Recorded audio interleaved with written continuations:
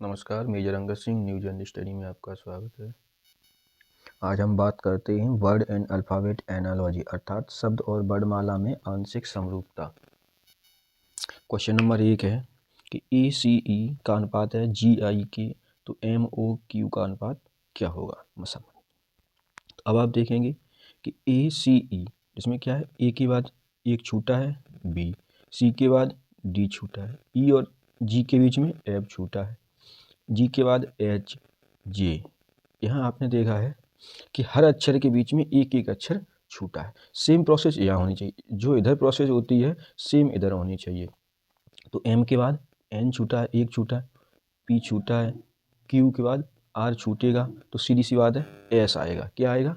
S। अब answer S से start होगा, तो नीचे ऊपर एक है, ये वाले आपके कैसे हो गए? दो गलत हो गए। जब ये गलत हो गए तो S के बाद T छूट जाएगा, U आएगा, S U। अब देखो यहाँ S T है तो ये भी गलत हो गया, तो ऑप्शन कौन सा? SU W।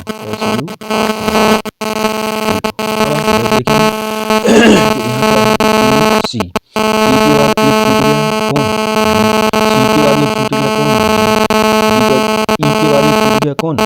F और G।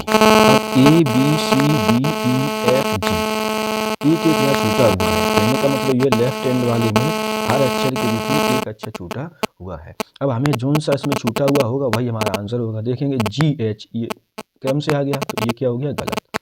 B C D E, देखो D E आ गया, यहाँ GH आया था, यहाँ D E, तो ये भी गलत हो गया। I J ये भी गलत है, क्योंकि I J L N O P Q R S T Q के बाद S के बाद T, O P Q R S T, सही होगा ऑप्शन नंबर डी। तो यहाँ आ जाएगा आपका OUSU। नेक्स्ट में आगे देखते हैं सवाल। क्वेश्चन नंबर 3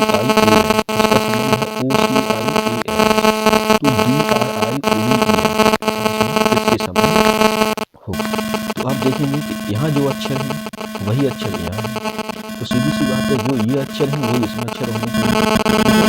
क्रम चेंज कर दिया है। क्रम चेंज कैसे किया है कि O है, C है, I है, O C I A L A L S। कहने का मतलब ये है जो S है वो आपकी एंड में कर दिया, बाकी का वही है। मतलब पहला अक्षर सबसे पीछे कर दिया और सेम वही है, ये देख लीजिए।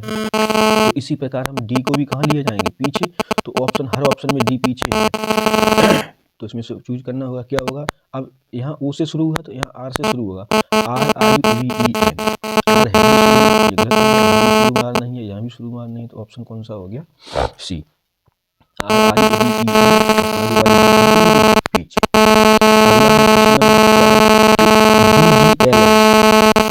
D से A कैसे बना और G से L कैसे बना, इनका हमें संबंध ज्ञात करना है। अब आप देखेंगे कि D और G में क्या है कि +3 हुए। D और G में क्या है? +3 हुए हैं। अब G से L कैसे बना है? इसमें 5 जुड़ गए। कितने जुड़ गए? 5। अब L से S में 7 जुड़ गए। तो कहने का मतलब ये है कि इन चारों अक्षरों के बीच में पहले 3 जुड़े हैं, फिर 5 जुड़े हैं, फिर 7। यही क्रम अगर यहाँ है तो फिर इसमें भी वही लगेगा। अब A से D में कितने जुड़े? A में अगर 3 जोड़ेंगे तो क्या हो जाएगा? D B C D। अब D में हमें कितने जोड़ने हैं? 5। यहाँ कितने जोड़ने हैं? 5। E F G H I मिल रहा है, तो सीधी सी बात है I में भी 7 जोड़ेंगे तो P J Q L M N O P।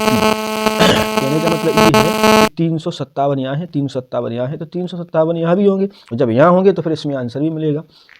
अब हमने C में 3 जोड़े तो क्या हो गया? F।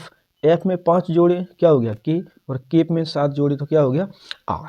अब उसी प्रकार से हमें इसमें देखना है कि किसमें 3 5 7 जुड़ रहे हैं। तो R तो है ही। यदि हम R में अगर 3 जोड़ें, कितने जोड़ें? तो S T U, तो यहाँ क्या आ जाएगा? RU। अब देखो RU के 2 ऑप्शन आ रहे हैं, तो ये 2 कैसे हो गए? गलत। अब U में हमें कितने जोड़ने हैं? 5। U में जब हम 5 जोड़ेंगे VWXY Z, क्या आएगा?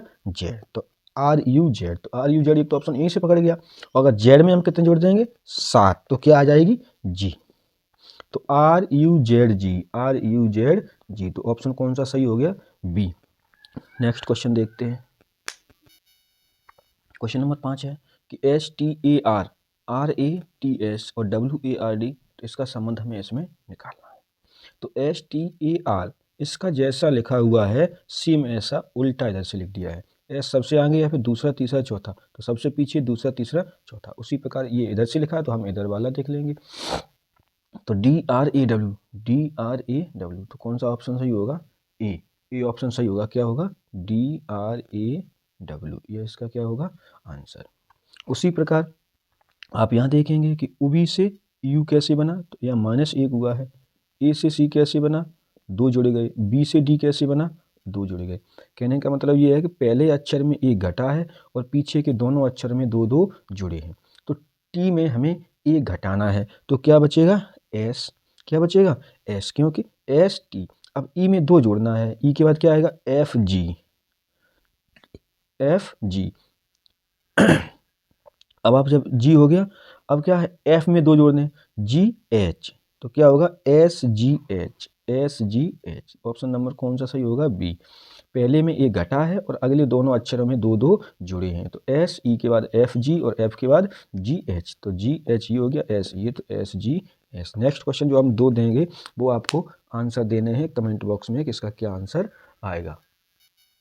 क्वेश्चन नंबर 7 है कि CFIL का संबंध ORUX, उसी प्रकार BEHK का संबंध इसमें कौन सा होगा? इसमें आपको आंसर देना है कमेंट बॉक्स में। दूसरा है KLMN, उसी प्रकार PONM, तो HIJK का इसमें कौन सा संबंध होगा? तो क्वेश्चन नंबर 7 और क्वेश्चन नंबर 8 के हमें आंसर कमेंट बॉक्स में अवश्य दें। धन्यवाद।